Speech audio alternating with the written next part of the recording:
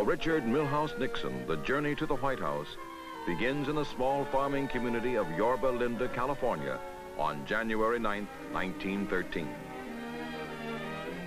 His father operates a citrus farm, and after moving to nearby Whittier, a grocery store and gas station. Young Richard Nixon works in all three as his family struggles through the Depression years.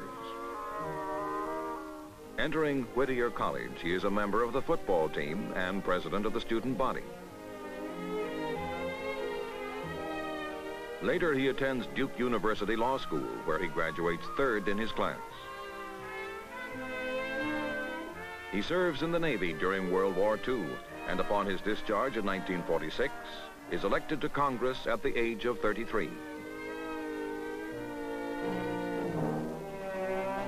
The young congressman's wife, Pat, joins his parents in celebrating the first of many political victories.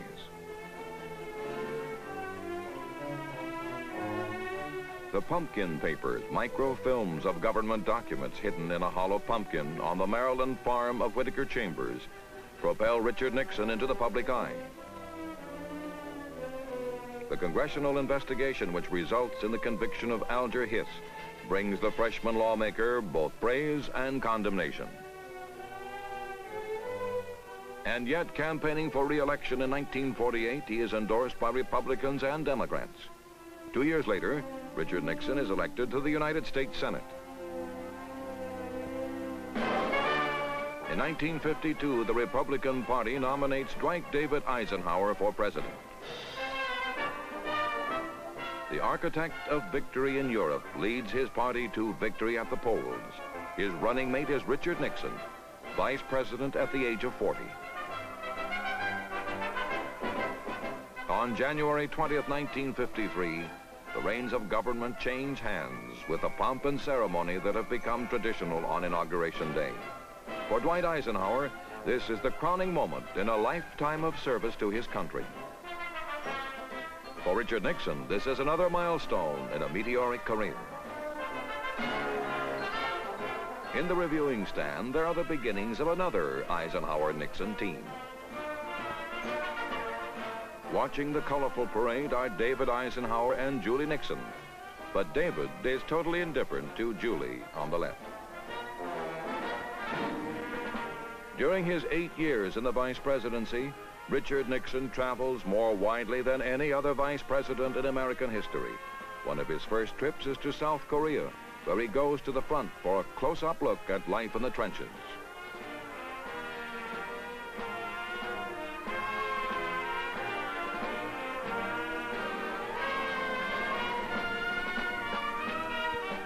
Three times during the Eisenhower years, the president is stricken with major illnesses, requiring his absence from the White House for weeks and even months.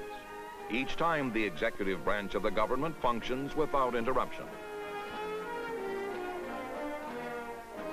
The presidential chair is empty in the White House, but cabinet meetings are held regularly with Richard Nixon presiding.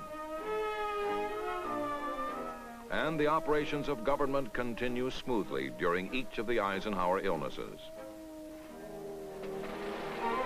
The powers of the vice presidency are greatly expanded, and Richard Nixon becomes Ike's trusted lieutenant. He travels to each of the world's major continents, visiting remote villages and isolated settlements, to talk with and listen to America's free world allies.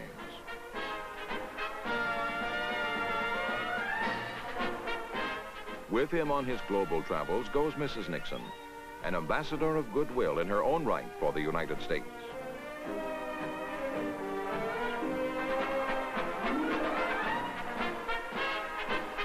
The couple will visit spiritual leaders as well as temporal rulers, journeying tens of thousands of miles each year, carrying and conveying America's commitment to peace with justice. The Nixons, in turn, are warmly welcomed by nations and men of peace and goodwill. These are busy, fast-moving years as the Nixons journey from country to country, continent to continent, seeking to make friends, old and young, for America. In 1959, the vice president travels to Russia to open an American exhibit in Moscow. There, Richard Nixon and Nikita Khrushchev engage in a lively and impromptu television debate. The Soviet premier taunts the vice president by saying that Russia will pass America industrially in 7 years and will wave to the United States as she goes by. If you wish, Khrushchev continues, we can stop and say, please follow.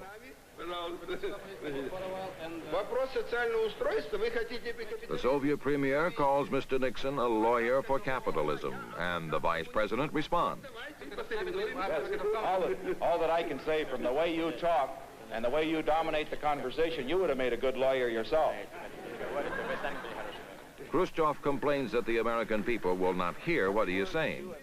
Every word that you have said has been taken down, and I will promise you that every word that you have said here will be reported in the United States, and they will see you say it on television. I have my doubts, says Khrushchev, so I want you, Vice President Nixon, to give me your word that my words will be translated and recorded in English. Telecast over TV. In English. Certainly it will. Certainly. Yes. Right. In fact, and at the same token, everything that I say will be recorded and translated and will be carried all over the Soviet Union. That's a fair bargain. And the great debate ends with a resounding handshake. In 1960, Richard Nixon is nominated for president by Oregon's Mark Hatfield. At this hour, when the world itself is half slave and half free, the leadership in the White House is a beacon for free men and all who would be free.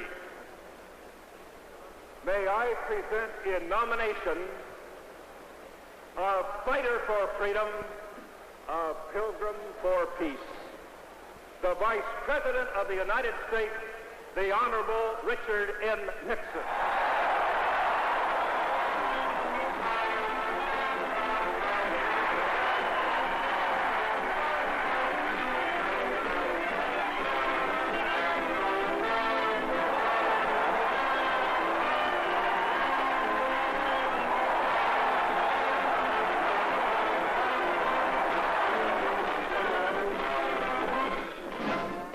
John Fitzgerald Kennedy is the Democratic nominee. The two men will crisscross the country, carrying their platforms and programs to the people, asking for their support and pledging a better day, a brighter future for America. Television brings the candidates into millions of homes. On Election Day 1960, Pat and Richard Nixon returned to Whittier, California, to cast their ballots in the city that politically and personally has meant so much to both of them.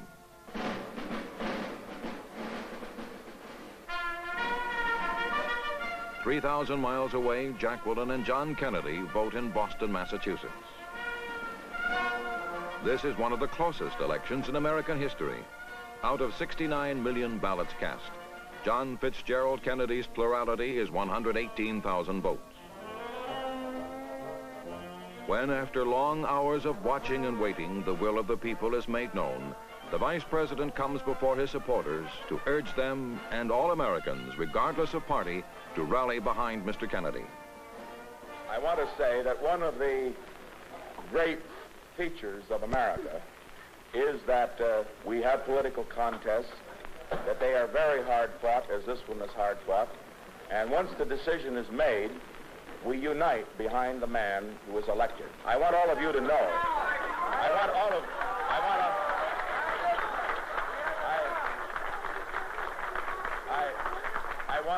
I want Senator Kennedy to know, and I want all of you to know that certainly if this trend does continue and he does become our next president, that he will have my wholehearted support and yours too.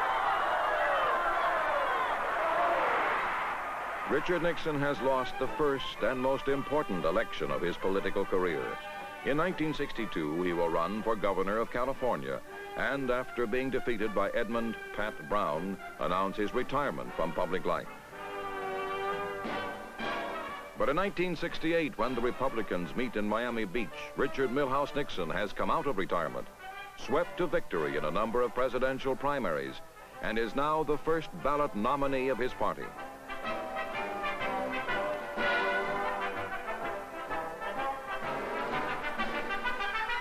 I have had a chance, says Richard Nixon, to measure the nation's tasks and its problems from a fresh perspective, and I believe I have found some answers.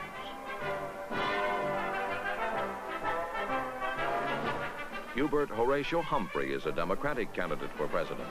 A decided underdog when nominated, Mr. Humphrey wages a vigorous and tireless campaign.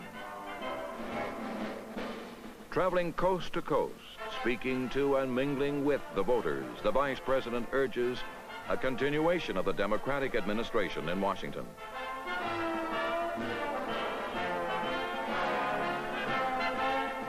Richard Nixon, on the other hand, calls for a change, a fresh approach, a new look in domestic and foreign affairs.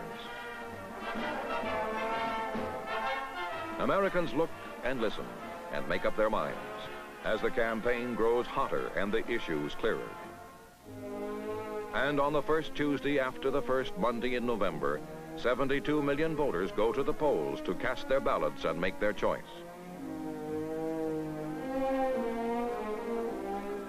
It is a record turnout, and yet it is only 60% of the nation's eligible voters, one of the lowest percentage figures among all of the free world countries.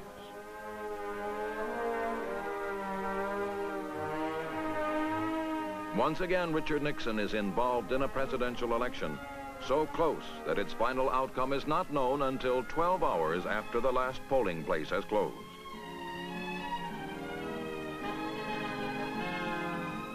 But this time, he is the winner, chosen by the American people to become the nation's 37th president. His electoral total of 302 votes is 32 more than needed for election. When his victory is confirmed, the president-elect compares the 1968 and 1960 elections. Having lost a close one 8 years ago and having won a close one this year, I can say this: winning's a lot more fun. Then Richard Nixon outlines for citizens and students the aims of his administration. And then one final thought that I would like to leave with regard to the character of the new administration.